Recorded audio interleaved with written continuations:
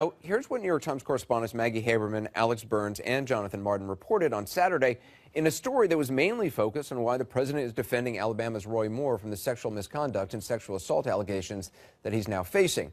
Quote in the New York Times, he sees the calls for Mr. Moore to step aside as a version of the response to the now famous Access Hollywood tape in which he boasted about grabbing women's genitalia and the flood of groping accusations against him that followed soon after. He suggested to a senator earlier this year that it was not authentic and repeated that claim to an advisor more recently. So let's just let that sink in for a moment. On two occasions, according to the New York Times, the President of the United States suggested that the tape that you just saw is somehow not authentic. Now, on one level, this might not be such a bad strategy. There's just the small matter, of course, of timing. Sure, it's a problem that just seconds after you hear those words, you see the two men get out of the bus. And sure, their voices off the bus sound just like their voices on the bus. But I guess some people will always claim that the on-the-bus dialogue maybe was somehow dubbed in or something. But again, it's all about timing. Denials generally work better if they come before you acknowledge them and actually do something you hardly ever do, which is apologize for the words that you spoke. I've never said I'm a perfect person, nor pretended to be someone that I'm not. I've said and done things I regret, and the words released today on this more than a decade-old video are one of them. Anyone who knows me knows these words don't reflect who I am. I said it, I was wrong, and I apologize. So that thing that the president reportedly has been casting doubt on was authentic enough back in October 2016 to apologize for, and for Melania Trump to explain when I spoke with her last fall. It was 10 days ago that Access Hollywood released that tape. I'm wondering, when you first saw it, when you first heard it, what did you think? I said to my husband that, the language is inappropriate. It's not acceptable. And I was surprised because that is not the man that I know. And as you can see from the tape, the cameras were not on. It was only a mic. And I wonder if they even knew that the mic was on, because they were kind of a boy talk, and he was lead on, like egg on, from the host to say dirty and bad stuff. Well, that host, Billy Bush, also apologized and was fired for what he said. Now, outside of a few conspiracy theorists and other assorted fringe figures, no one doubted the tape's authenticity, least of all candidate Trump. So is the New York Times reporting wrong? Well, the three on the byline are some of the best reporters out there. Maggie Haberman is someone the president trusts enough to speak with repeatedly. Her reporting is deeply sourced, and if you've seen her on this program, you know she's not one given to exaggeration. If anything, she understates things. In any case, here's what White House Press Secretary Sarah Sanders said about the story today. Does the president still accept the authenticity of the Access Hollywood tape that he apologized for during the campaign? Look, the president addressed this. This was litigated and certainly answered during the election by the overwhelming support for the president and the fact that he's sitting here in the Oval Office today. He's made his position on that clear at that time, as have the American people in his support of him. So John he Decker. apologized for it, which would seem to acknowledge its authenticity, and that position hasn't changed? No, like I just said, the president hasn't changed his position. I think, if anything, that the president questions, it's the media's reporting on that accuracy. Now, the New York Times is standing by its reporting, and keeping them honest, this isn't a one-off. This president does have a history of rewriting history, whether it's about crowd size at the inauguration, complaining at a rally that we weren't showing the crowd at the very moment that we were actually showing the crowd, or more recently this, tweeting on Friday, Time magazine called to say that I was probably going to be named Man Person of the Year, like last year, but I would have to agree to an interview and a major photo shoot. I said probably is no good and took a pass, thanks anyway. Not so, said a top Time executive, quote, amazing, not a speck of truth here. Trump tweets he took a pass at being named Time's Person of the Year. Now, in fairness, he was, as he said, in fact, Person of the Year last year, and he's been on plenty of Time covers over the years, real ones and, of course, a fake one discovered hanging on the wall at some of his golfing clubs. And on that level, it's kind of comical. However, this reported revisionist history on bragging about assaulting women is anything but. This is CNN Breaking News. Good afternoon. Hope everyone had a happy Thanksgiving and took the opportunity to enjoy some downtime with your friends and family. As you all can see, we're quickly transitioning from Thanksgiving to the Christmas season here at the White House. This morning, the First Lady unveiled this year's decorations, and she personally selected and was involved in every detail. The theme, Time-Honored Traditions, was designed by Mrs. Trump to pay respect to 200 years of holiday traditions at the White House. During the month of December, the White House will host more than 100 open houses and numerous receptions, and more than 25,000 visitors will walk the halls taking part in public tours. Speaking of Christmas, the President is looking forward to the Senate bringing us another step closer to delivering a big, beautiful Christmas present to the American people in the form of massive tax relief. To that end, on Wednesday, the President will travel to St. Charles, Missouri to deliver an important address to the nation on the need for tax cuts and reforms. Unemployment is already at a 17-year low, wages are starting to raise, the stock market continues to hit all-time highs, and optimism is through the roof. Just imagine what's going to be possible when this plan passes. I think it will be a great lead into the Christmas season and something we can all be excited about. And with that, I will take your questions. Jeff. Sarah, is Director Mulvaney firmly in charge of the Consumer Financial Protection Agency today, or is there still a back and forth between him and Leandra English on who's actually the boss? Director Mulvaney has taken charge of that agency, and he has the full cooperation of the staff, and appeared there this morning, and things went very well on his first day over at CFPB. How did he handle that power struggle when he arrived there? I think that the legal outline shows very clearly who is in charge of that agency, and both he and the White House, as well as the general counsel for CFPB, who was appointed by Condrey, said that he has the legal standing to be there and serve as the director, and we all agree with that, and again, feel very confident in moving forward. Cecilia? Why not just fire Leandra English? Look, she's still the deputy director and has a legal standing in that capacity, but not as the director. And do you believe, does this White House agree with Mick Mulvaney when he called this agency a joke? Look, we think that a lot of the past practices under the previous director and under the previous administration were used more to advance political ambitions and not about protecting American consumers, which is what that's supposed to be. And our goal is to make sure we get back to that. Matthew. Thanks, Sarah. Does the president still accept the authenticity of the Access Hollywood tape that he apologized for during the campaign? Look, the president addressed this. This was litigated and certainly answered during the election by the overwhelming support for the president and the fact that he's sitting here in the Oval Office today. He's made his position on that clear at that time, as have the American people in his support of him. So John he Decker. apologized for it, which would seem to acknowledge its authenticity, and that position hasn't changed? No, like I just said, the president hasn't changed his position. I think if anything that the president questions, it's the media's reporting on that accuracy. John? Thanks a lot, Sarah. Just two questions on the CFPB. The first one has to do with whether or not you would like the courts to clear up any confusion as to who is in control of the CFPB. Of course, the lawsuit has been filed. We'd like that case to be, a ruling on that case to be decided very quickly. Look, of course, we're aware that a lawsuit's been filed, but we're also aware that the law is extremely clear and that Director Mulvaney is the acting director here, as has been outlined by the counsel's office, by the Department of Justice, and as I said before, CFPB's own general counsel, which was appointed by Condrey. So I think that everybody is in full agreement that he's the director of this office. Trey? Sorry, John. Let me just jump around. How do you envision the agency operating under Director Mulvaney? Much better than it has in the past. What are the functions of the agency? Like I said, we're not going to put political ambitions as the number one priority. We're going to make sure that the consumers are actually being protected, which is what the agency was created for. Trey? Thanks, Sarah. On the Senate race in Alabama, does President Trump plan to campaign for Roy Moore? The president is not planning any trip to Alabama at this time, and frankly, his schedule doesn't permit him doing anything between now and Election Day.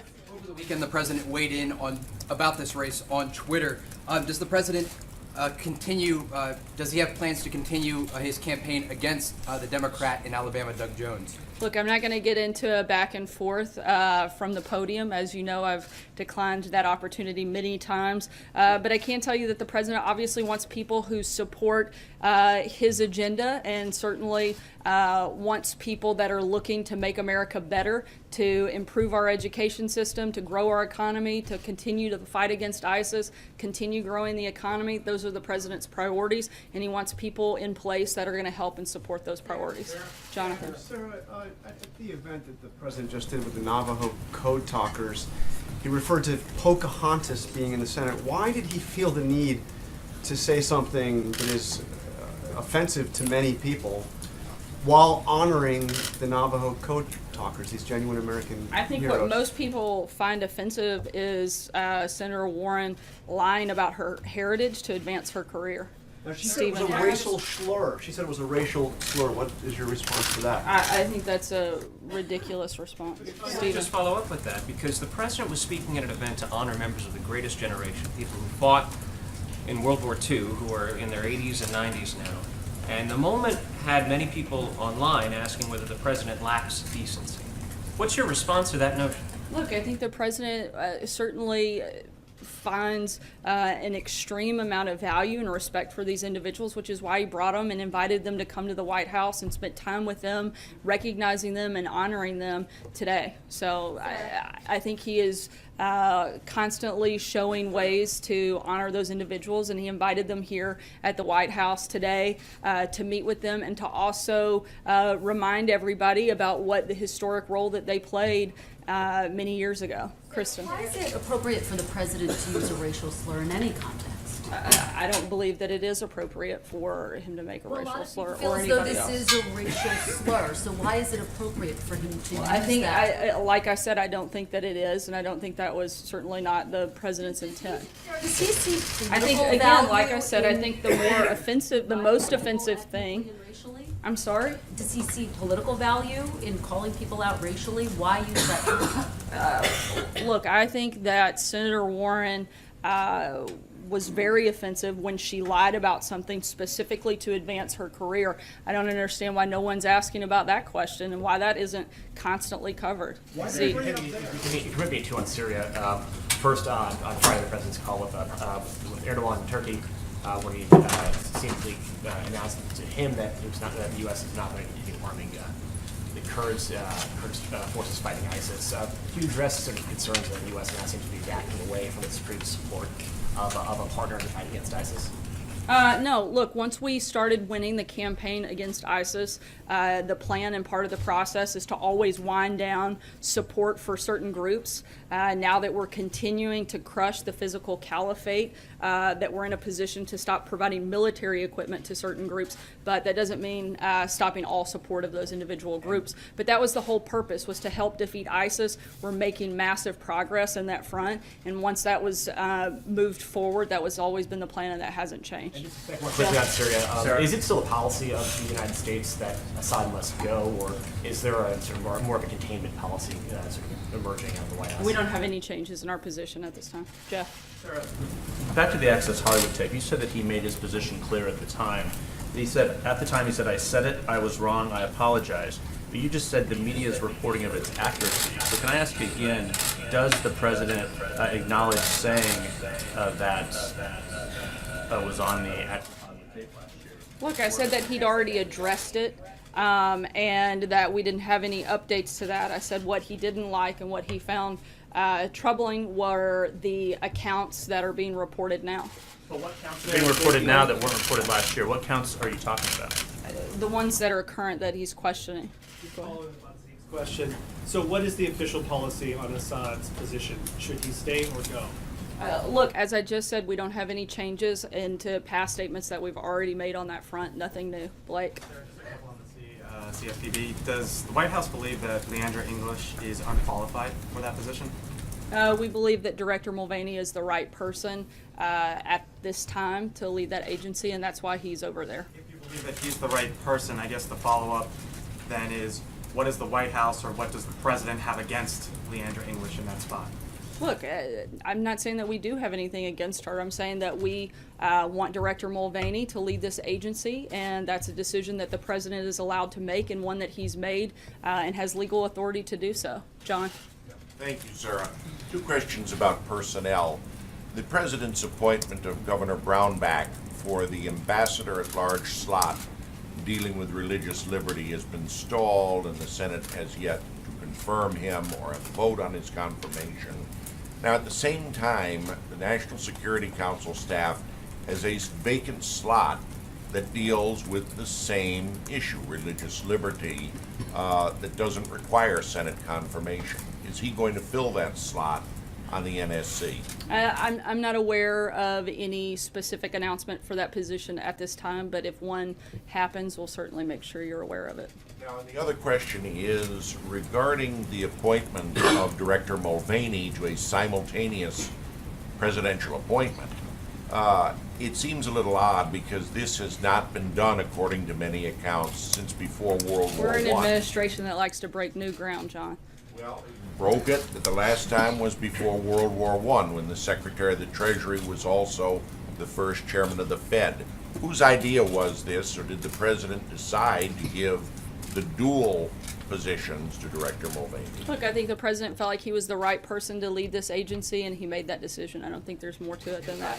Fred? Oh, thank you, sir. One on the CFPB. As far as reforms to the agency, the House has passed the Choice Act. That's still no action on that in the Senate. Is this something?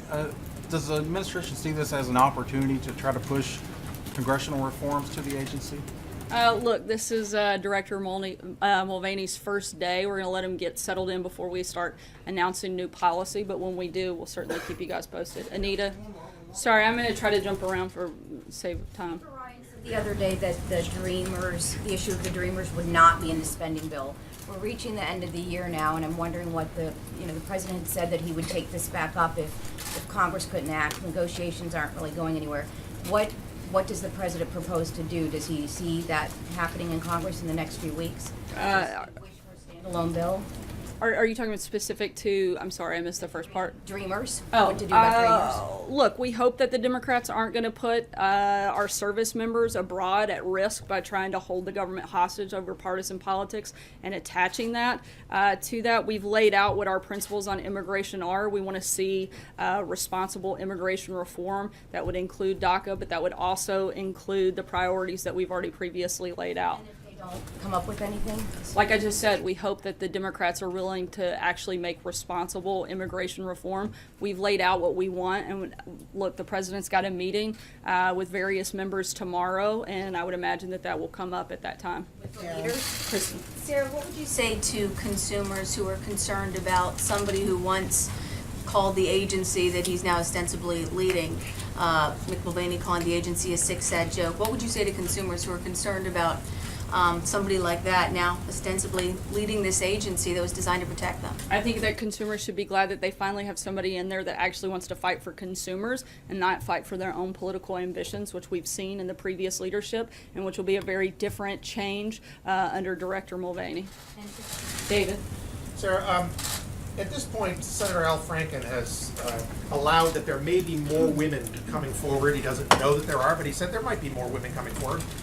At what point does the president condemn him? How many women does it take? How many accusations does it take before the president says Al Franken should resign? And is he holding back because of some unresolved accusations against himself? No, I think it's, look, the president's not going to weigh in on every single matter like this. Look, every single day we've got people from the media, from Hollywood, from members of Congress that have allegations brought against them, and we think that this should go through a due process, and that's something that Senator Franken should first be the one to address, and not for the president to weigh in every single time one of these accusations comes up. But there should be a process that we go through, and we want to make sure that that's completed. You said with the Access Hollywood tape that the people have spoken, the president's president, so that's kind of been litigated.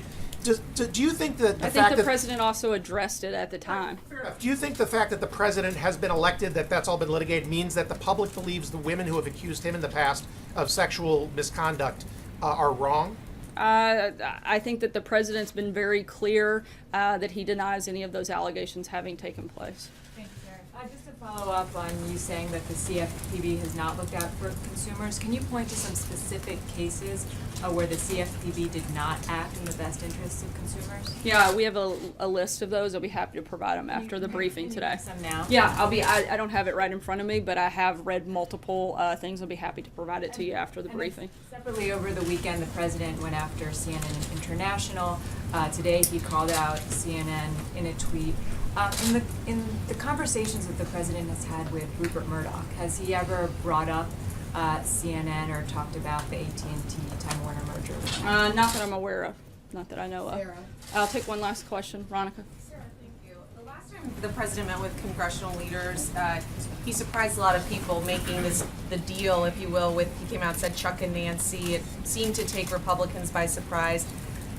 Should we expect something like that out of tomorrow? Should Republicans feel anxiety or concern leading into tomorrow's meeting that he may, if you will, throw them under the bus, if you will, leading into tomorrow's meeting? Look, I don't think the president threw anybody under the bus, but if the president, I'm not going to get ahead of that meeting, but if the president can make a deal and any of those Democrats would like to come on board and support tax reform, I think that's something we'd certainly welcome and be happy to celebrate with them after, as my guest